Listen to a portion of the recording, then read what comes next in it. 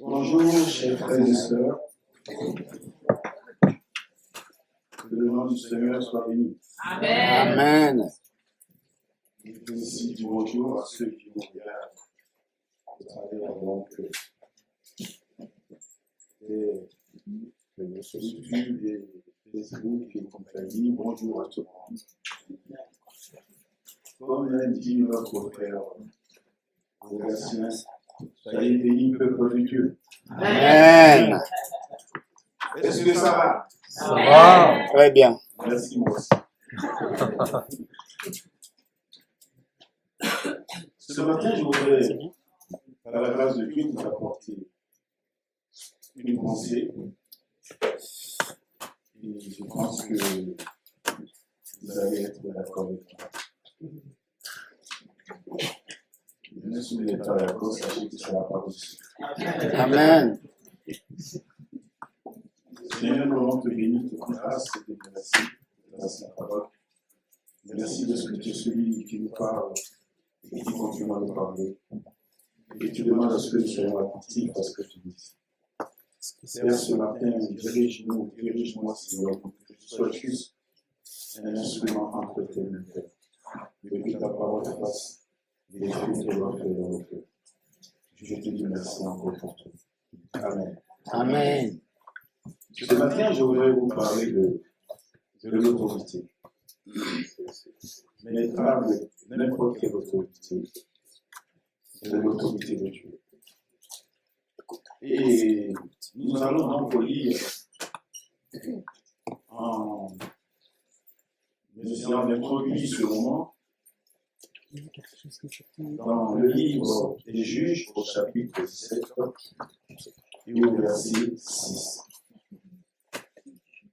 Juges chapitre 17 et verset 6.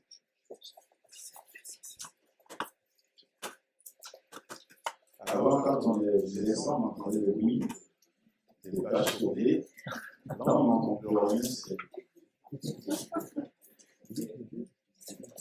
En ce temps-là, il n'y avait point de roi en Israël. Chacun faisait ce qui lui semblait bon. Il y avait un jeune homme de Bethléem de Juda, de la famille de Juda. Il était lévite. Je pense que Et il séjournait là, donc à Bethléem de Juda. Cet homme partit de la ville de Bethléem de Juda pour chercher une demeure qui lui convenait. En poursuivant son chemin, il arriva dans la montagne d'Éphraïm jusqu'à la maison de Mika. Mika lui dit, d'où viens-tu? Il lui répondit, je suis lévite de Bethléem de Juda et je voyage pour chercher une demeure qui me convient. Mika lui dit, reste avec moi. Tu me serviras de père et de prêtre, et je te donnerai 10 cycles d'argent par année. Les vêtements dont tu auras besoin et ton entretien. Et le Lévite entra. Il se décida ainsi à rester avec cet homme qui regarda le jeune homme comme un de ses fils. Mika consacra le Lévite et ce jeune homme lui servit de prêtre et demeura dans sa maison. Et Mika dit, maintenant, je sais que l'Éternel me fera bien, puisque j'ai ce Lévite pour prêtre. Nous avons lu ce récit, excusez-moi, et c'est un récit qui est un peu très particulier, je l'avoue. Mais ce qui nous touche le plus dans ce récit que nous venons de lire, c'est qu'il est dit dans ce temps-là, il n'y avait pas de roi en Israël. Et il y a une phrase qui suit cette phrase, et chacun faisait ce qui lui semblait bon. Déjà, en lisant cela, le problème, en fait, est déjà atteint.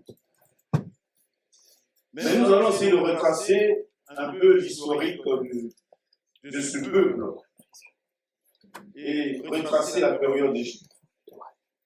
le peuple d'Israël est installé dans le pays de Canaan, donc le pays de la promesse, et il s'est trouvé confronté à une nouvelle situation. C'est-à-dire que pendant toute la traversée du désert, pendant de nombreuses années, il a connu un conducteur, en l'occurrence Moïse. Et ensuite, il connaîtra pour la conquête du pays un autre conducteur spirituel en la personne de Jésus. Et puis, va venir cette période, appelée la période des juges, où les hommes, et une femme aussi en l'occurrence Déborah, ma fille, se succéderont avec plus ou moins, il faut le reconnaître, de bonheur dans la conduite de son peuple sur un plan politique, historique et spirituel. Plusieurs passages dans la Bible nous montrent que cette période très longue, je crois que c'est 4-5 de poussière de l'année, nous montre qu'il y a quelque chose qui n'allait pas dans ce pays. Et que la conscience de ce peuple était presque éteinte. Et à chaque fois qu'il y a un problème quelque part, on essaie toujours de trouver un responsable. Et à la phase qui commence, ce que le nom dit, c'est qu'il n'y avait point de roi. Donc chacun faisait ce qui lui semblait bon. Il n'y avait pas donc d'autorité. Il n'y avait pas d'autorité respectée comme étaient Moïse et Jésus. Et donc, la solution est tout simplement, c'est parce qu'il n'a pas de roi. Donc, quand il n'a pas de roi, alors chacun fait ce qu'il veut. Mais il se trouve qu'entre-temps, ils ont eu des rois. Et ça n'a rien changé. Le peuple a toujours été dans la même situation. Le problème qu'avait ce peuple, et qui touchait réellement ce peuple, c'est qu'il n'avait aucune autorité sur laquelle on pouvait s'appuyer. Et le problème est que lorsqu'il n'y a pas d'autorité, le peuple est voué à lui-même. Je tiens simplement à vous dire que le drame pour ce peuple, c'est qu'il avait perdu de vue l'autorité de Dieu. Et j'avais posé même la question au pasteur en disant, mais pendant le livre des juges, où était la table de l'alliance du tabernacle? Parce que si vous lisez tous les livres des juges, on n'en parle pas du tout. Le peuple était livré à lui-même. On n'entendait plus parler de l'autorité de Dieu. Il avait combien de fois? Et tout ce qui s'est passé dans ce temps-là est comme un message pour nous aujourd'hui. Parce que ce qui va suivre va démontrer que ce que j'ai dit n'est pas faux. Parce que ce comportement est que tout simplement, il n'y avait pas cette autorité de Dieu, et donc chacun voulait faire ce qu'il veut. Il n'est pas bon que chacun de nous fasse ce qui lui semble bon. Nous ne pouvons pas nous conduire selon ce critère. Il y a beaucoup de choses dans la vie qui nous semblent bonnes, je l'avoue. Notre bonne volonté n'est pas en cause. Notre sincérité n'est pas en cause. Mais nous ne pouvons pas nous conduire dans la vie selon ce critère. L'homme a besoin d'être dirigé. Que vous voulez ou vous ne voulez pas, l'homme a besoin d'être dirigé. Quand on remonte au temps où le Seigneur a créé Adam et Ève, il leur a donné l'autorité sur et la domination sur la terre. Oui ou non? Mais en ayant lui-même aussi ce droit d'autorité sur eux. C'est pour ça qu'il leur a dit, de tout ce que vous voulez, mangez de tout ce que vous voulez, mais ne touchez pas à ce temps. Et vous connaissez la suite. Quelquefois, on dit que le serpent est venu et qu'il leur a dit c'est pas vrai, si vous mangez ça, c'est parce que c'est. Mais généralement, je me pose la question, ce n'est pas juste ce petit mot, il y a pu avoir plus loin de ça, ils avaient eu. Tu montrais par plus que si vous mangez ça, ça allait être intelligent, ça allait être ceci, ça allait être là, et que franchement, c'est la Bible, et personne qui va tomber sur eux seront. Moi, c'est ce que j'ai dit dans ma tête. Hein. La dernière fois, on était en Zoom, là. Vous savez qu'en ce moment, on écoute les aux Antilles. Et sur sa tablette, elle s'est branchée sur Zoom. Et on le voyait comme si on était à 2 pas l'un de l'autre. Waouh, la technologie. Ça vous semble pas étonnant qu'il y a des milliers de kilomètres de quand on voit comme si on était. Oui, ça va.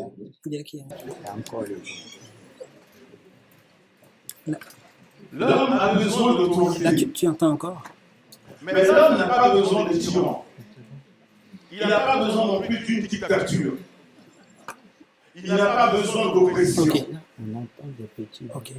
Et ce n'est pas ce que Dieu voulait quand il a créé l'homme.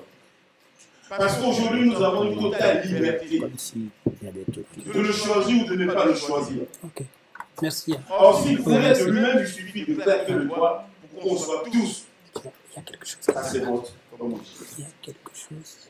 L'autorité de Dieu nous rappelle que nous ne pouvons pas de nous-mêmes décider et penser comme nous voulons. L'homme pense avoir une réponse à son problème et son raisonnement était qu'il n'a pas de roi. C'est ce qu'il disait le peuple. Or, ce qui manquait considérablement, c'est qu'il n'avait plus l'autorité de Dieu. Et chers frères et sœurs, à chaque fois que dans l'église, je ne parle pas de l'église de Fondary, mais je parle de l'église en général. À chaque fois que dans l'église, nous avons cherché ce qui nous semblait bon avec notre bonne volonté, nous avons risqué les plus graves erreurs, les plus graves dégâts, car l'église ne peut se conduire en se passant de l'autorité de Dieu. Autorité qui est reconnue au travers de sa parole, au travers de la puissance du Saint-Esprit au milieu de nous.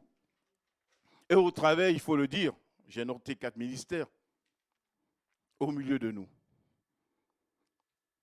Et dans ces ministères que je vais citer, que je vais lire avec vous, il est dit, dans Éphésiens 4, verset 11, il a donné les uns comme apôtres, les autres comme prophètes, les autres comme évangélistes et les autres comme pasteurs et docteurs.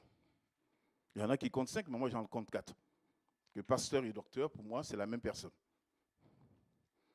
Et il est dit, au verset 12, pour le perfectionnement des saints, en vue de l'œuvre du ministère et de l'édification donc de l'Église, jusqu'à ce que nous soyons tous parvenus à l'unité de la foi et de la connaissance du Fils de Dieu, à l'état d'homme fait et à la mesure parfaite de Christ, alors que nous ne soyons plus comme des enfants flottants et emportés à tout vent de doctrine par la tromperie des hommes, par la ruse dans les moyens de séduction. Je reviendrai sur ces ministères que Dieu nous a donnés dans l'Église. Mais j'aimerais simplement vous dire une chose. C'est qu'aujourd'hui, nous avons un grave problème parce que le mot autorité a une résonance particulière comme le mot soumission. Et quelquefois, cette résonance est négative. J'aimerais ce matin qu'on remette cela au goût du jour. Nous avons besoin, vous et moi, de mettre à sa place dans nos vies l'autorité de Dieu. Et ce n'est pas en faisant ce qui nous semble bon que nous parviendrons à un résultat positif. un résultat positif, concret, et à quelque chose qui réussit. Revenons donc sur le texte que nous avons lu, qui sera pour nous une démonstration de ce que je vous dis. Il est dit qu'il était donc lévite.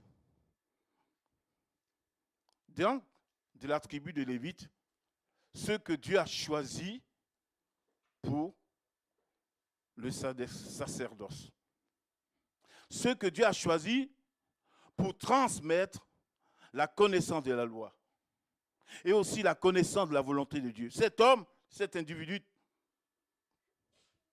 tout comme chacun de nous, se trouvait là, en Bethléem de Juda. Et le fait qu'ils disent qu'il est lévite donnait déjà une responsabilité. Et je tiens à préciser que le fait qu'on dise qu'on est chrétien doit nous donner systématiquement une responsabilité. Parce que je tiens à vous rappeler, chers frères et sœurs, que le mot chrétien, qui veut du petit Christ, doit résonner en nous quand nous sommes en face d'une personne qui dit « Tu es quoi ?» et « Je suis chrétien ». Il faut que ça soit une responsabilité. Il ne faut pas employer le mot chrétien comme n'importe quoi.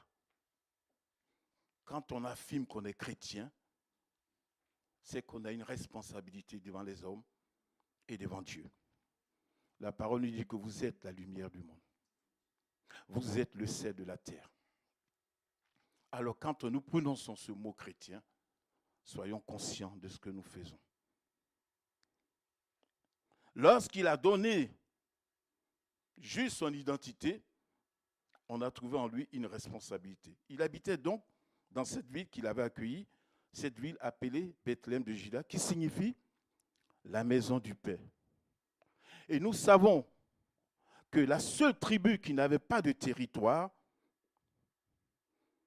c'était la tribu de Lévi. Lévi, c'est donc le troisième fils de la première femme de Jacob, c'est-à-dire de Léa.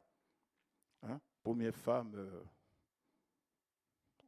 je dirais, de corps. Sinon, la première femme qu'il aimait, c'était Rachel. Hein? Vous avez compris.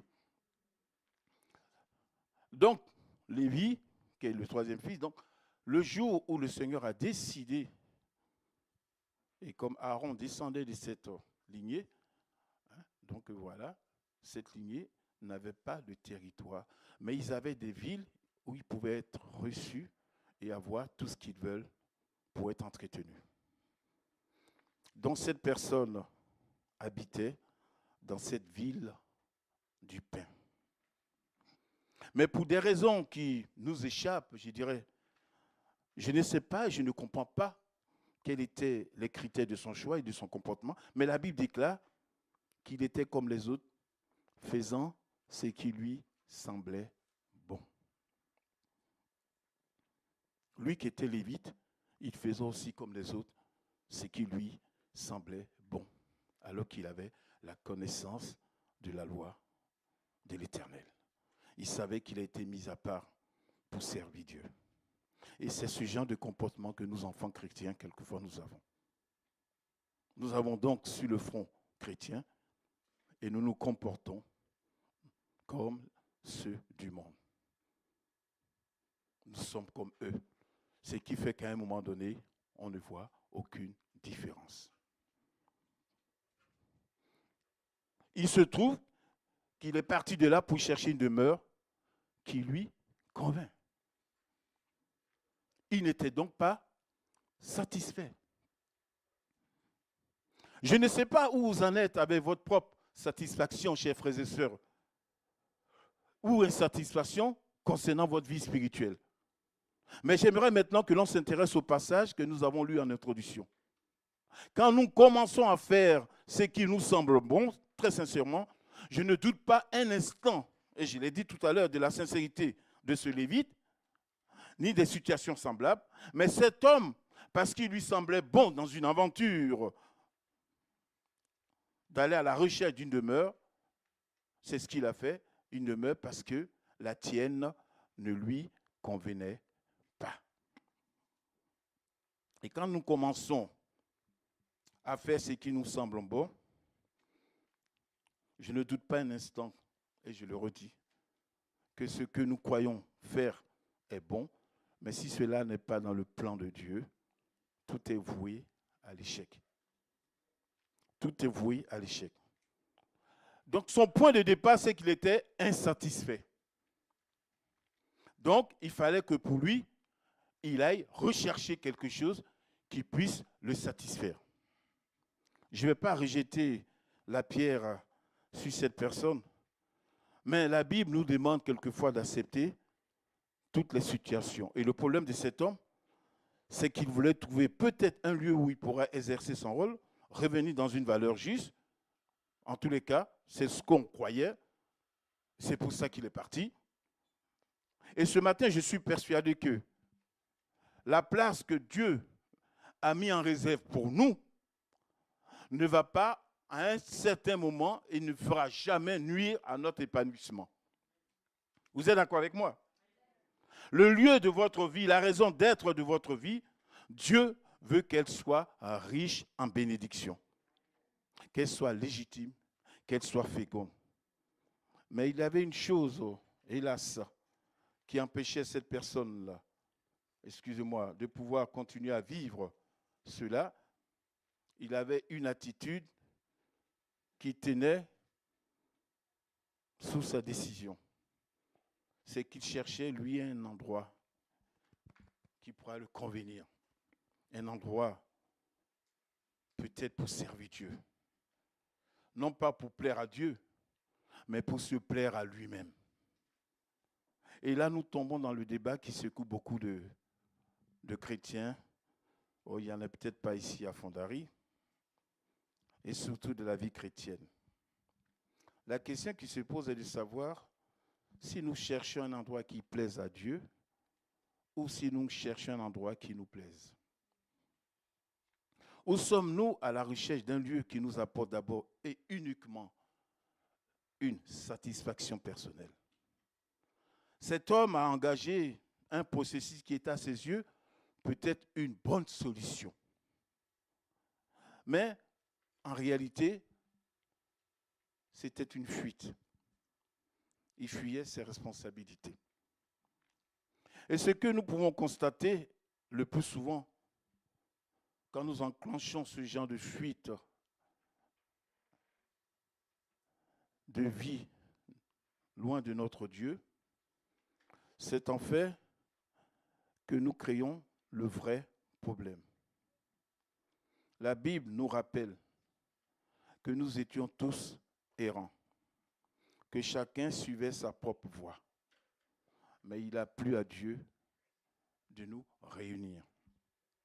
Et tout à l'heure, dans le rappel qu'a fait notre frère Gérard, au niveau de la Sainte-Seine, c'est cet amour-là, manifesté sur la croix, pour que nous soyons aujourd'hui tous unis dans la présence du Seigneur. Et lorsque cet homme par nature, par définition, était consacré à Dieu, comme nous voulons et nous avons aussi consacré nos vies. Au jour où nous nous sommes convertis, au jour où nous avons dit oui au Seigneur, nous avons consacré nos vies. Oui ou non? Nous avons donc fait cet acte de dire, Seigneur, maintenant je te donne ma vie et je veux que tu sois celui qui gouverne. Je veux que tu sois l'autorité divine dans ma vie. Et je tiens à vous rappeler que c'est un peu ça ce rôle, comme dit notre frère Rogatien, de sacrificateur que nous avons. Et c'est aussi l'engagement de notre foi. On ne peut pas exclure ce domaine de notre nouvelle créature, de notre nouveau départ avec le Seigneur. Nous ne pouvons pas vivre une vie chrétienne sans qu'il y ait un engagement. Cela est impossible. Et cet engagement doit être une consécration à Dieu pour le servir. Et il est dit qu'il a fait de nous un peuple de Un peuple des sacrificateurs pour Dieu le Père. Donc, au moment où nous mettons sous l'onction de Dieu, sous l'autorité de Dieu, nous sommes appelés à être ces sacrificateurs pour Dieu le Père. Et il y a des moments où il faut se poser des questions. Quand on est à un tournant de notre vie, fais comme David. Je ne parle pas du pasteur, je parle du roi. Sonde-moi, ô Dieu, et connais mon cœur. Éprouve-moi et connais mes pensées. Regarde si je suis sur une mauvaise voie et conduis-moi sur la voie de l'éternité. Et vous avez aussi remarqué que notre Seigneur, il est dit qu'il s'est dépouillé de toute sa gloire. Lui qui était égal à Dieu, il s'est dépouillé de tout pour venir nous sauver. Et il savait que c'était la volonté de son Père et que c'était le seul moyen pour que l'humanité soit sauvée. Il savait et c'était la volonté de son Père. Il savait qu'il était sous l'autorité de son Père. Mais cela ne l'a pas empêché lorsqu'il était dans le jardin de Gethsémani, lorsqu'il a vu la coupe descendre. Il a refait ce retour en lui-même en disant, pas ma volonté, mais la tienne. Est-ce que dans nos vies, il nous arrive quelquefois de nous dire, Seigneur, pas ma volonté, mais la tienne. Pas ma volonté, Seigneur, mais la tienne. Non pas ce que je veux, mais ce que tu veux. Alors qu'il a obéi jusqu'à la mort. Et il est même dit, jusqu'à la mort de la croix. Oui, chers frères et sœurs, je me demande s'il n'est pas indispensable de répéter quelquefois dans nos vies, pas du bout des lèvres, mais du fond du cœur. Non pas ce que je veux, non pas ce qui me convient, mais ce que toi, Seigneur, tu veux.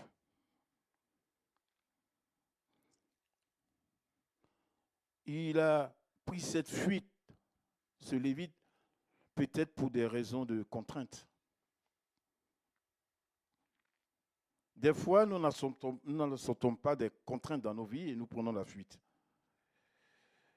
Et pourtant, quand je regarde la parole de Dieu, bien avant de s'engager, il nous parle déjà des contraintes.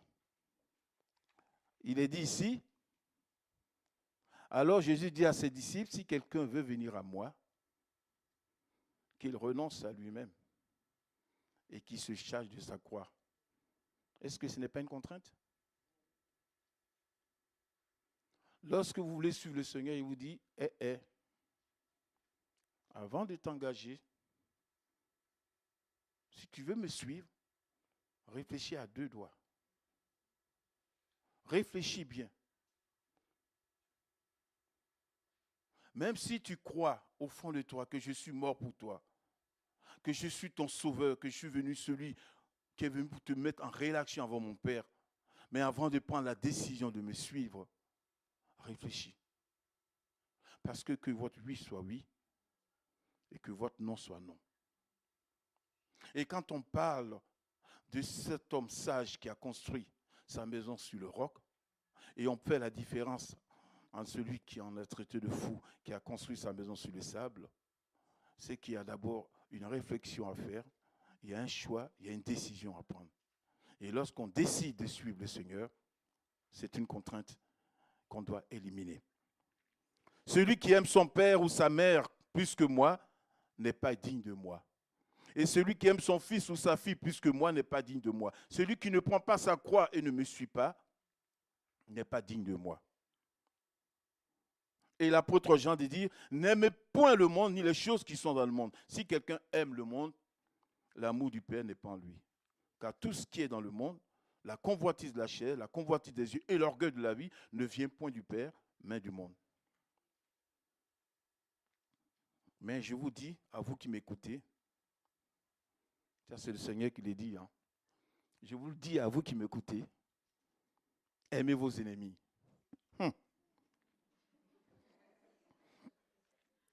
Faites du bien à ceux qui vous haïssent.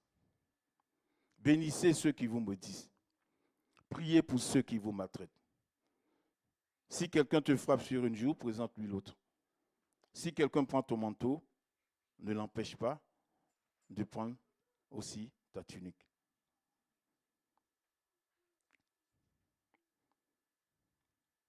C'est des contraintes quand on donne sa vie au Seigneur. Donc on est déjà averti lorsqu'on rentre dans la sacrificature. Lorsqu'on veut vraiment être au service de Dieu, on est déjà averti.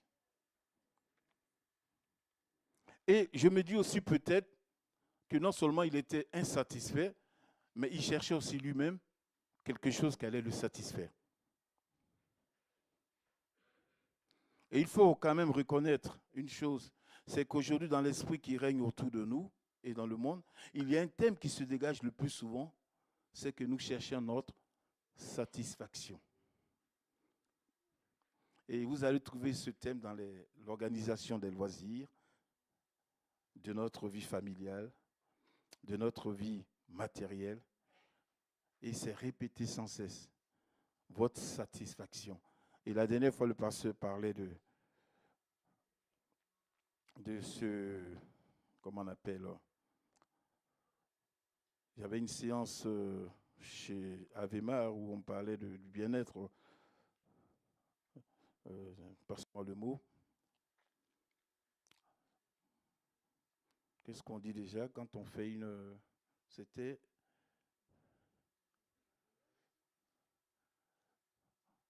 Quand vous allez à Versailles, vous faites...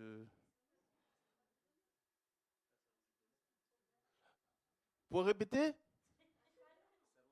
Le salon, c'est ce que je cherchais. Je suis quand même pas sorcier.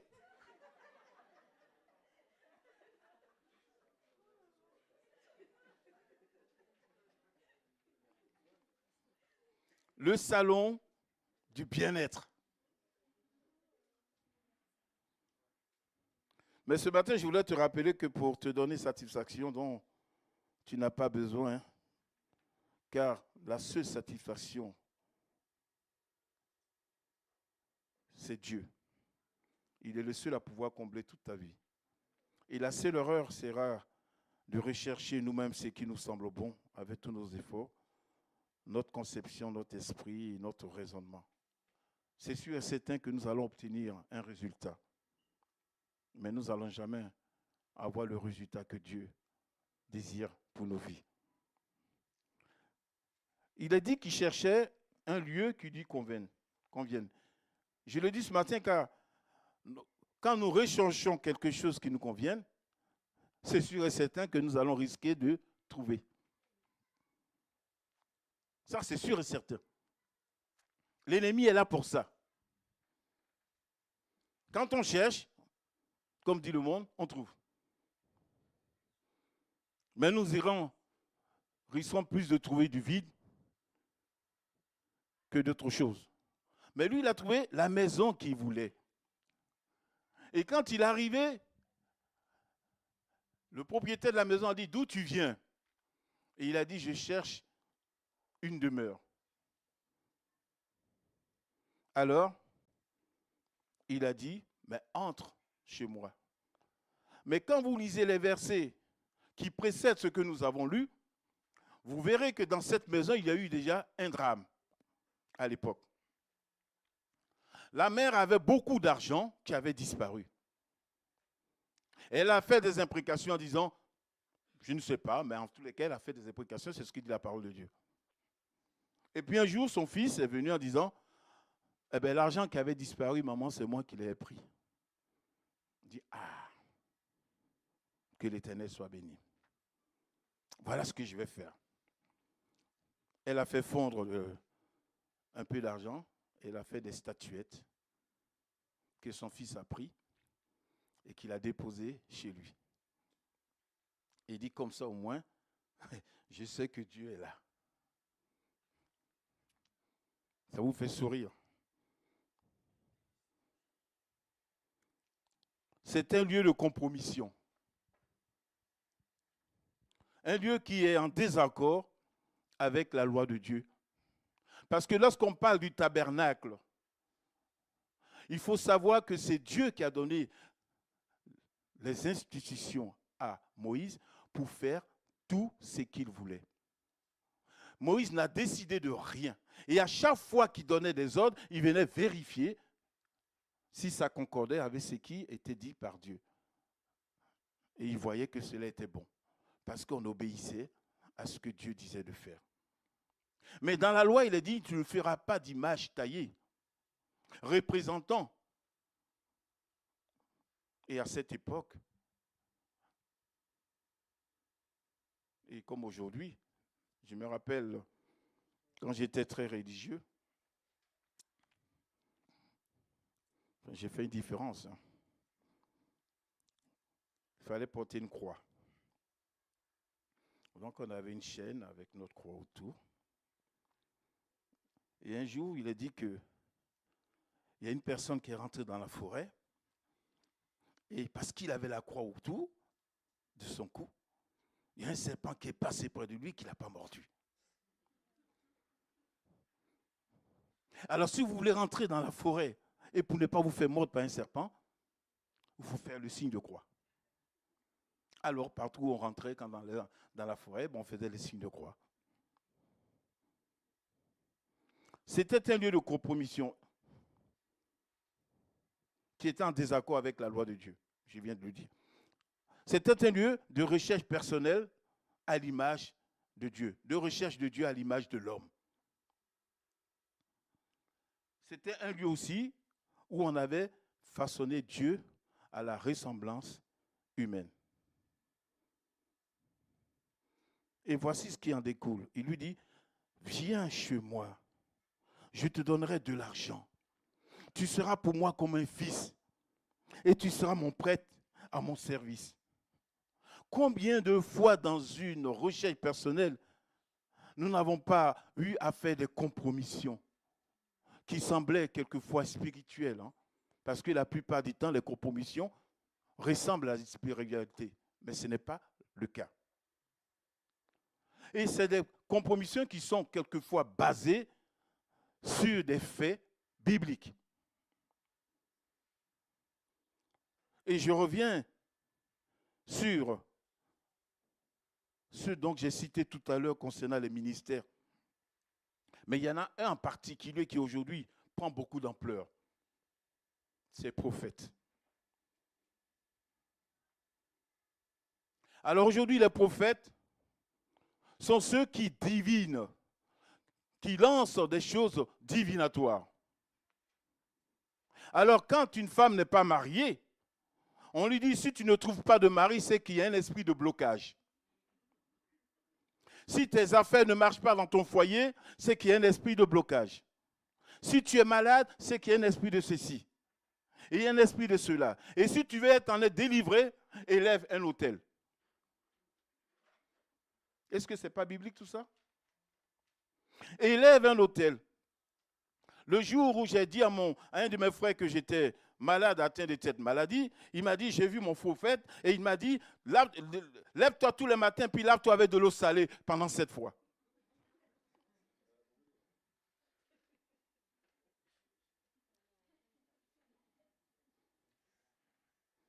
Où on vient, on te dit, badigeonne-toi de l'huile sainte. C'est l'huile du Saint-Esprit. Et on te dit après, éloigne-toi de certains membres de ta famille quand ils sont sorciers. Ou il faut faire un don sacrificiel. Et ce don sacrificiel, je vais prier pour toi pour qu'on fasse un retour à l'envoyeur. Il y a une soeur qui m'a expliqué ça il n'y a pas longtemps. Qu'un membre de sa famille l'a appelé pour dire, ah, le prophète a dit qu'on allait te tuer. Et qu'il faut que tu l'appelles pour qu'il fasse un retour à l'envoyeur. Alors la sœur a dit, mais ce n'est pas grave. Si je dois mourir, c'est parce que le Seigneur aura décidé.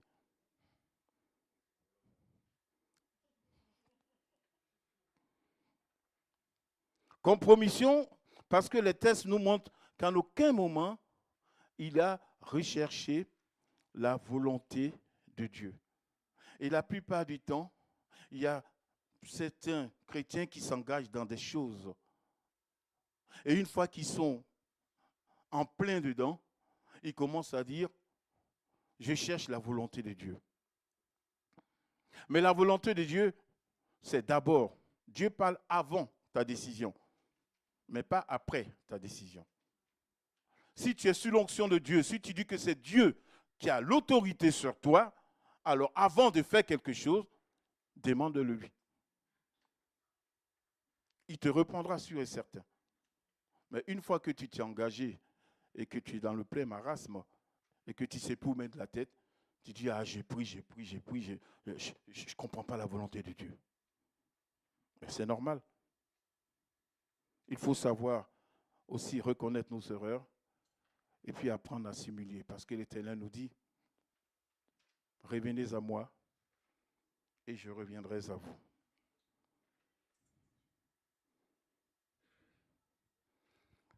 J'ai essayé de regarder ce que veut dire le mot compromission. Et je pense que au milieu de nous, il y a un avocat. Je pense qu'il y a une différence entre un compromis et une compromission. Je crois que le compromis, c'est un arrangement entre deux personnes.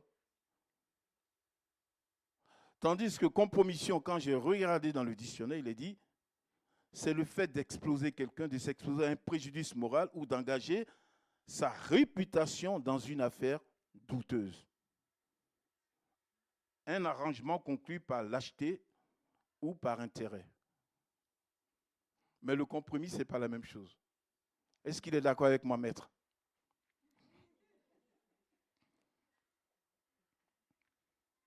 Maintenant, je vais essayer de parler du comportement de Mika. Le comportement de Mika et de ce Lévi, de toute façon, si vous lisez la suite, ça finira par un drame.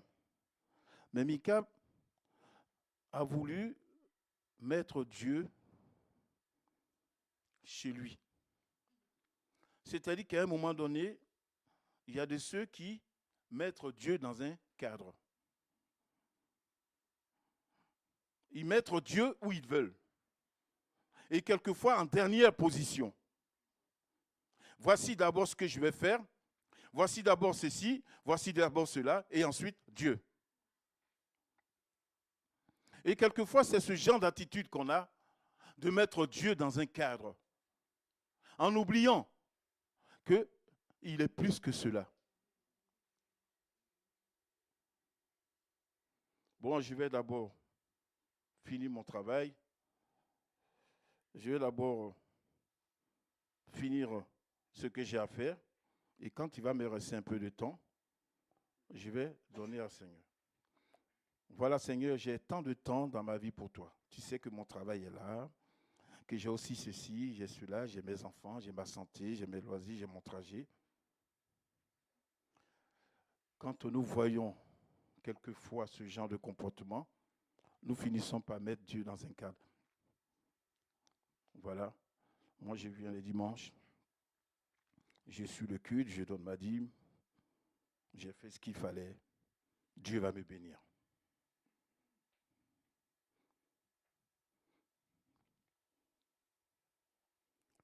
Ce qui se passe, c'est ce que Mika a voulu faire.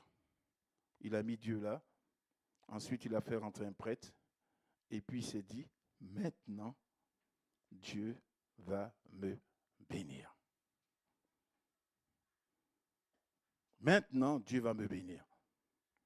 Combien de fois nous avons vu de ces statuettes-là, quelquefois dans les restaurants, quand vous rentrez, avec des bougies qui sont allumées, hein, ou un petit œuf ou un petit plat déposé.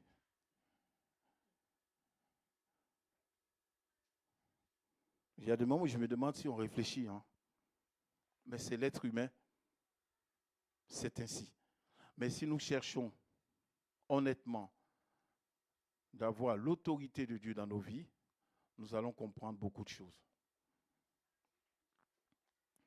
Et c'est ainsi pour le Lévite qui, au lieu de chercher l'intérêt de son appel, a plutôt cherché l'intérêt de se satisfaire. Et ce matin, je voulais juste que l'on se rappelle que l'appel qu'on a reçu, ce n'est pas pour notre propre intérêt. La parole de Dieu, que vous êtes voyageurs et pèlerins sur la terre. Pourquoi les Lévites n'avaient pas de territoire? Parce qu'ils ont été choisis pour servir Dieu. Et vous aussi, vous avez été choisis. Nous aussi, nous avons été choisis pour servir Dieu. Et que notre héritage est là-haut. Notre héritage est là-haut. Il n'est pas en bas. Nous ne sommes que voyageurs. C'est pour ça que les Lévites n'avaient pas de territoire. Parce qu'ils étaient consacrés à l'œuvre de Dieu. Et c'est ce que vous êtes, c'est ce que nous sommes. Et ce matin, je voulais que vous preniez conscience de la valeur que vous avez devant Dieu.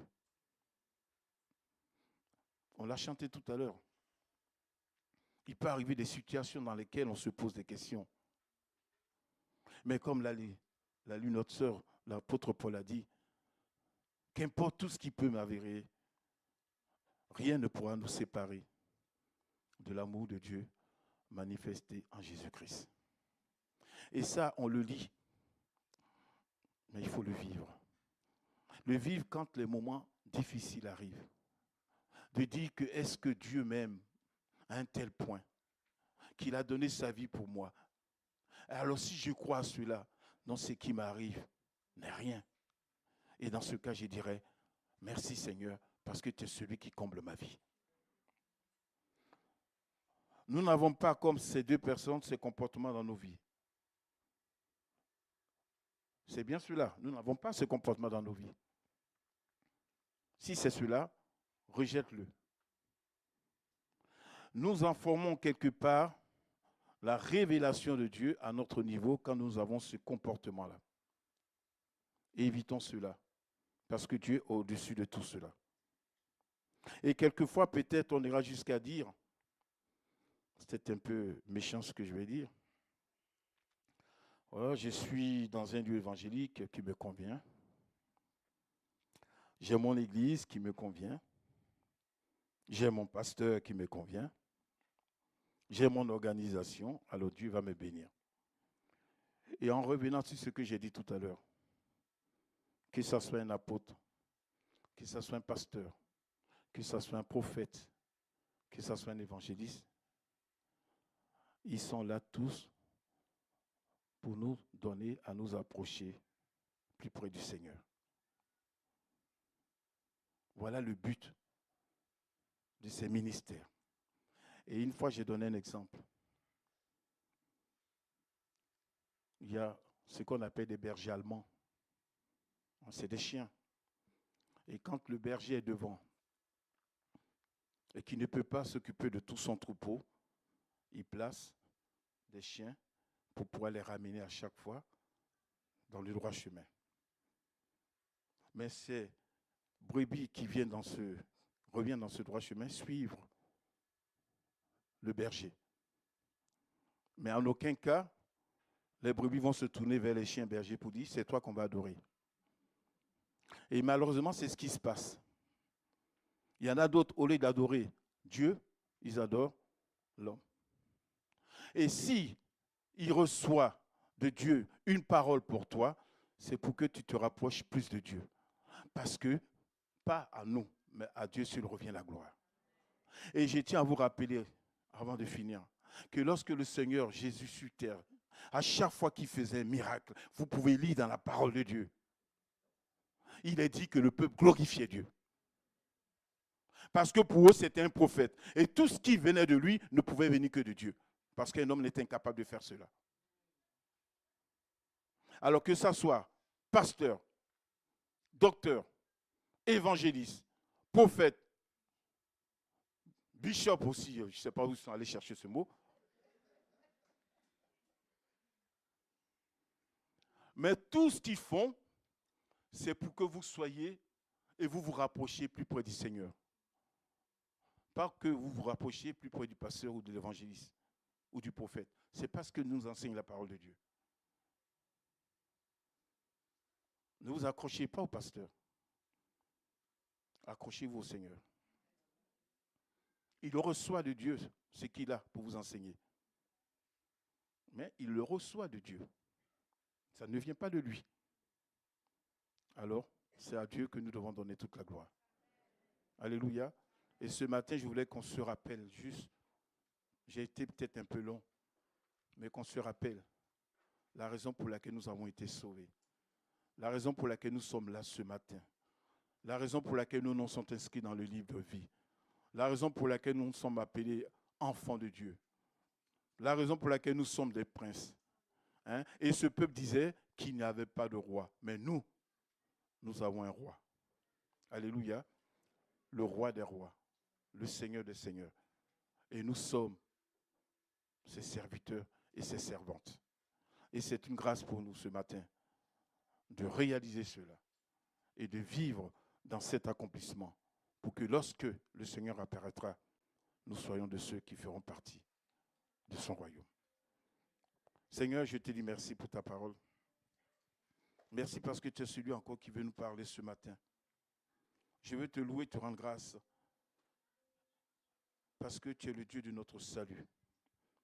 Père, quelquefois nous oublions ce que tu as fait pour nous. Quelquefois nous oublions l'immensité de ton amour. Nous oublions, Seigneur, que tu t'es dépouillé de toute ta gloire et que tu es venu pour notre bien, pour notre salut. Seigneur, apprends-nous à ne pas faire ce qui nous semble bon, mais apprends-nous à faire ce qui te semble bon, ce que tu mettras dans nos cœurs pour que nous soyons sous ton onction. Seigneur, bénis ton Église, Seigneur mon Dieu, et que nous soyons chaque fois rappelés à toi, Seigneur, par ton Saint-Esprit qui est celui qui nous parle, qui nous convainc, ton Saint-Esprit qui nous conduit dans toute la vérité, qui nous renseigne, qui nous enseigne ce que tu nous as enseigné. Père, je te prie que tu agisses pour le bien de ton peuple et renouvelle-nous encore pour que nous soyons heureux de t'appartenir. Que ton nom soit béni. Amen.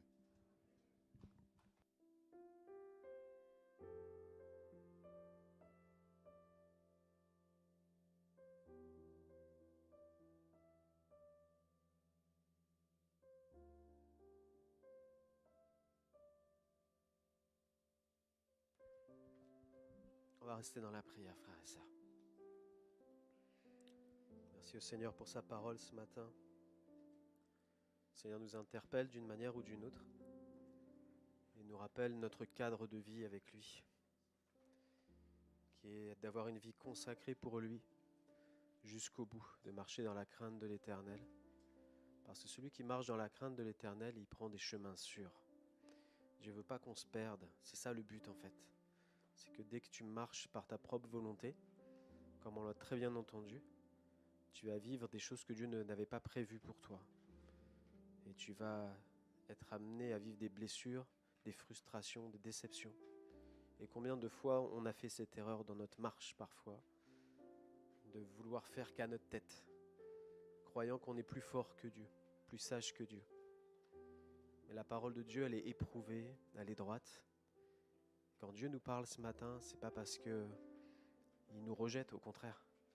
C'est parce qu'il veut nous amener plus près de son cœur.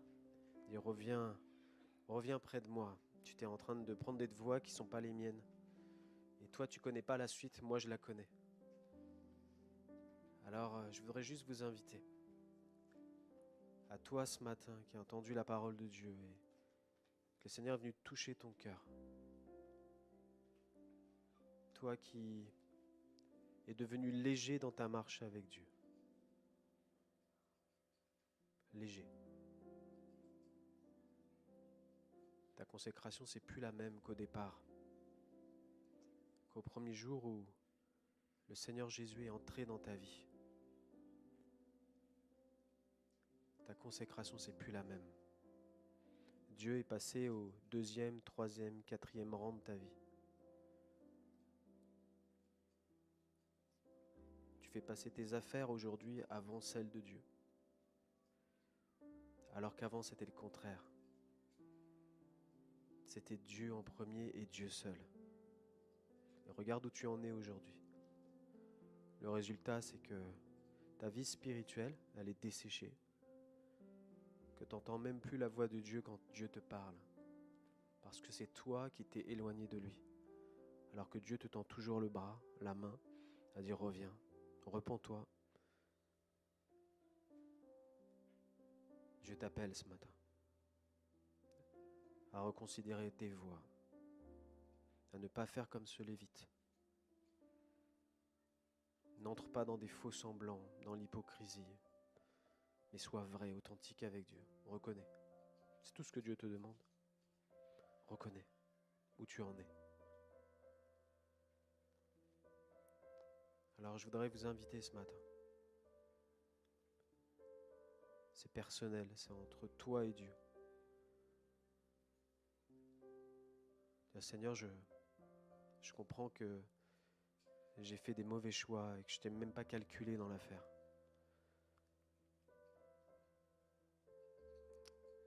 Et que tu es devenu le dernier de ma vie au lieu d'être le premier. Et aujourd'hui, je viens vers toi afin de te demander pardon, afin que tu purifies mon cœur. Et je vais faire du tri à nouveau dans ma vie. Je vais replacer les priorités là où elles doivent être. Ce n'est pas juste une parole ou une prière ce matin. Parce que ça sert strictement à rien si derrière il n'y a pas des actes. Il y a un moment donné où quand Dieu t'interpelle, tu as le choix de dire oui et j'agis, j'obéis. Alors si tu as ça dans ton cœur ce matin, je t'invite juste à te lever à ta place, en signe de dire Seigneur, me voici devant toi. Je reviens vers toi, Seigneur.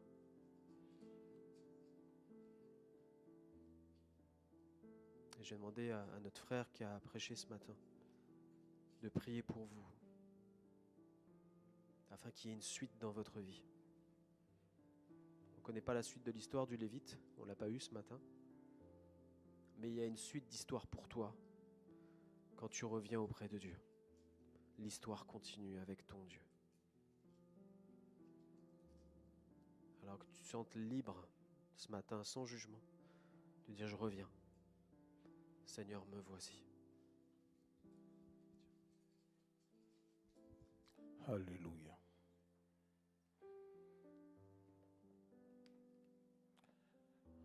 Seigneur, tu vois tes enfants qui se sont approchés de toi. Tu connais leur cœur. Tu connais leurs pensées. Tu connais leurs dispositions. Il est dit que tu es celui qui sonde les cœurs. Tu es celui qui sonde les reins. Alors Père, je veux te demander de bénir tes enfants.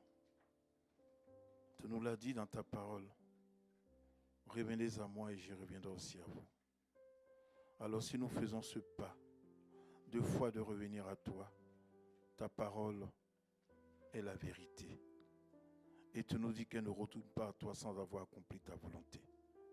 C'est pour cela que je te demande ce matin de bénir, Seigneur, tes enfants.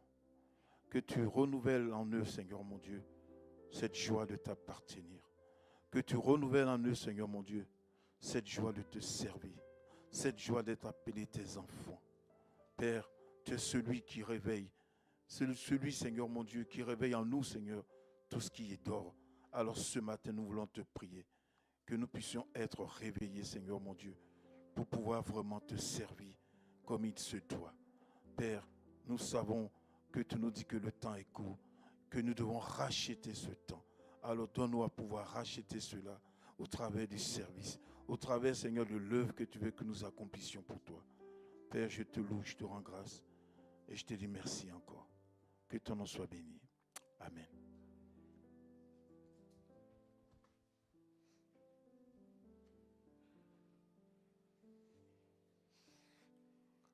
Gloire à Dieu.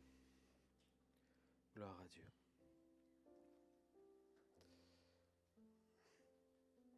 Juste terminer ce temps avec ce petit témoignage d'un frère que je connais de longue date, qui m'a contacté cette semaine. Il n'est pas ici, il est dans le sud de la France.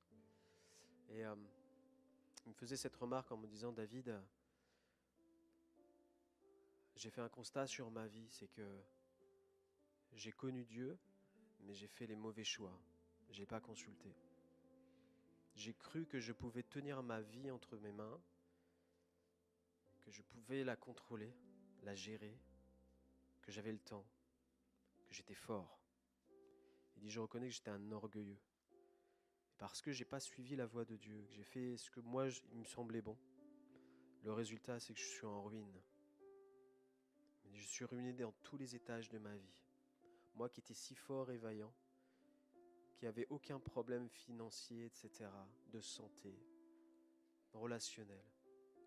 Il dit, tout s'est écroulé. Tout s'est écroulé. Réfléchis à cela ce matin. Réfléchissons à cela. Le Seigneur fait grâce. Merci Seigneur. Ce frère est retourné vers le Seigneur et il reprend sa vie en main avec Dieu. Mais c'est des leçons qu'il aurait pu éviter. Simplement éviter. Alors, sois encouragé dans ta marche avec Dieu, toi qui es consacré ce matin. Continue à avancer et à suivre la parole de Dieu. Que Dieu te bénisse.